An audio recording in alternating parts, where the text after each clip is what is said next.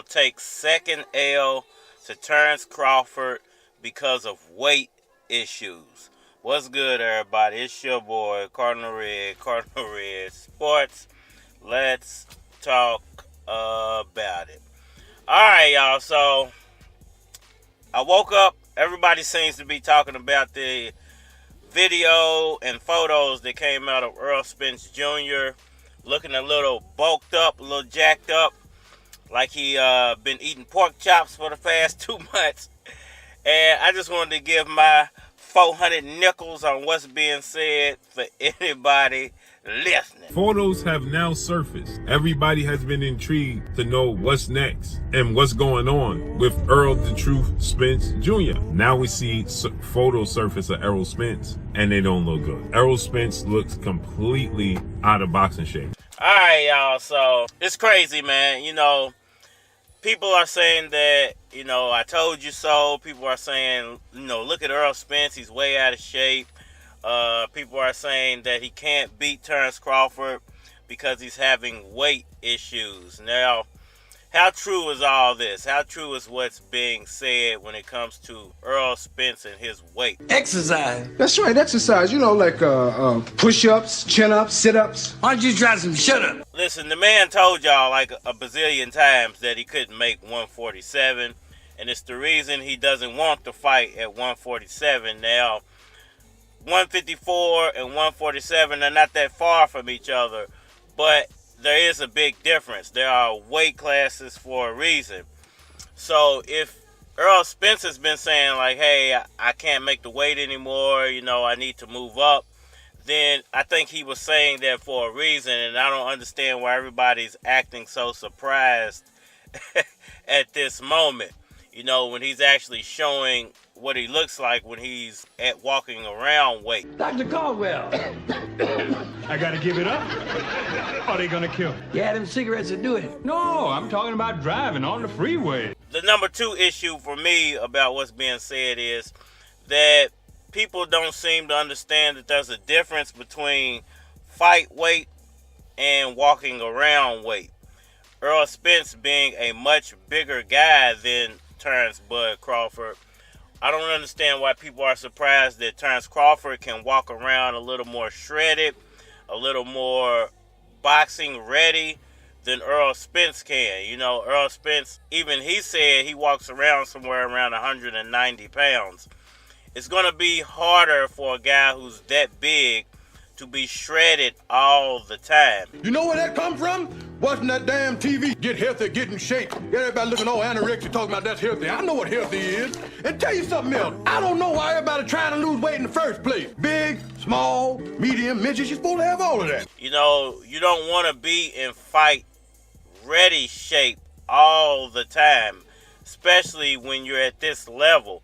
You know, the first thing that most of these guys want to do when they are not fighting or right after a fight is go get something to eat because they've been dieting for so long. And, you know, I don't see why people seem so surprised by this. Why they seem so surprised that he doesn't walk around in fight-ready shape. If you go back and you look at photos of Manny Pacquiao when he's not in the gym, he doesn't look like he does when he's in the gym.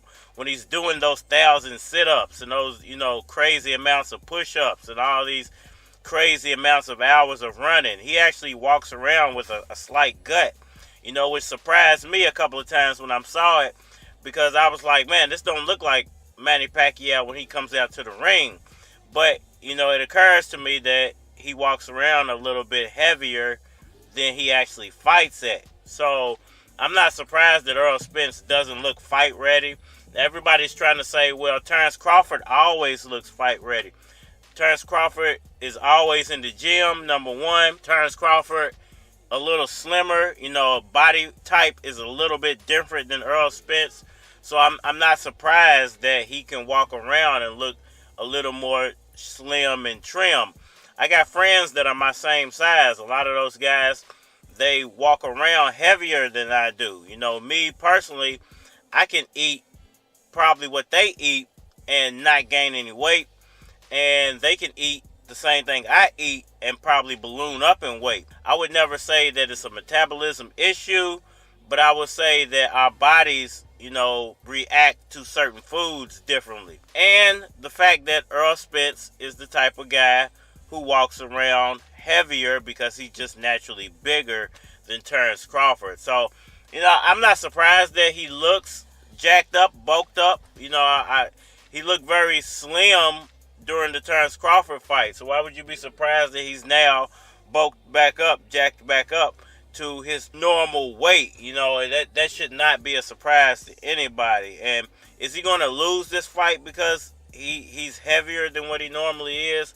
I wouldn't say he's going to lose. I would definitely say that this fight's not going to happen at 147 at all, and it's probably going to get pushed to 154, and there's probably going to be big arguments about why it's not happening at 147 when the original fight happened at 147. But, if he can't make the weight, he can't make the weight. I don't see that as an issue. Is that going to, like I said, is that going to lose him the fight? It might. He might be cashing out of the sport. We don't know. The one thing I will say, he doesn't look unhappy. He doesn't look punch drunk. He doesn't look like he got brain damage, even though this is what everybody said. And, he looks happy. If that's what makes him happy, and then he feels like he can slim back down to make weight, then, hey, it is what it is. That's what makes him happy. And, whatever makes him happy, I'm happy with that, man. I think he's smart enough and has enough fights under his belt to know exactly what he's doing. So I just think sometimes people lose sight of their purpose. People sometimes be like, yo, if I can make enough money to lose it, I'll be happy. People that are like, I'm not happy because I don't have a girlfriend. When they get a girlfriend, they still not happy. You have to really work on yourself, and if you're insecure about something, recognize that and figure out the root of it. But the insecurities become fear, and that stops you from realizing your potential, and you miss a lot of your life and your dreams coming true. Y'all let me know what y'all think about all that down in the comment section below. That like button for me, share, subscribe. Holler at me on all social media platforms, Facebook, Instagram, YouTube, Twitter, but you're more than likely to get a response on the tube, so holler at me over there. If you want to collabo, feature a product or your channel on my channel, feel free to hit my Gmail, because it is a flock of cards at gmail.com. And we are you outside on the block. You get into it with a cop. He run up on you with his hand on his Glock. You still talking shit, better stop where you get popped. Another thing you shouldn't do is be in the club solo, acting ruthless. Leave out that motherfucker toothless. Shit, niggas don't play. Drama pop off and a nigga don't say. Cause you get the snitching, you get split that way. Motherfuckers are sick out in the K. Why? L-O-U, don't try. Don't do it, just move it. Before you lose it, right off in your Buick. Young Lewis, Spotless Records, nigga. Don't dig it red, don't dig it red, don't dig it red, nigga. Don't dig it red, don't dig it red, don't dig it red, don't dig it red, nigga. Don't dig it red, fuck it, player, don't do that shit. Don't dig it red, player, don't do that shit. Don't dig it red, player, don't do that shit. Don't dig it red, player, don't do that shit. Fuck it. Another thing you shouldn't do is spend big bread on a new crib. Meet a little dime, let her move in. Have it in your new car cruising. Gotta be smarter than that. Shit, she probably a rat. When you gone to work, she's home with a jerk. Jerking them, slurping them, twerking them. Then you coming home and you murking them. Now hard years, that nigga serving them.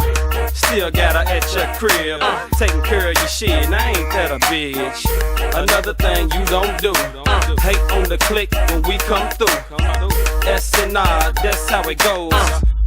Slide off with his hoes. Don't dig it red, don't dig it red, don't dig it red, nigga. Don't dig it red, don't dig it red, don't dig it red, don't dig it red, nigga. Don't dig it red, fuck it, player, don't do that shit. Don't dig it red, player, don't do that shit. Don't dig it red, player, don't do that shit. Don't dig it red, player, don't do that shit. Fuck it.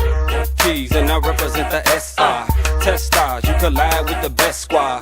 Bless y'all, then slide with your best bra. Young Lewis, he's spitting the best bars.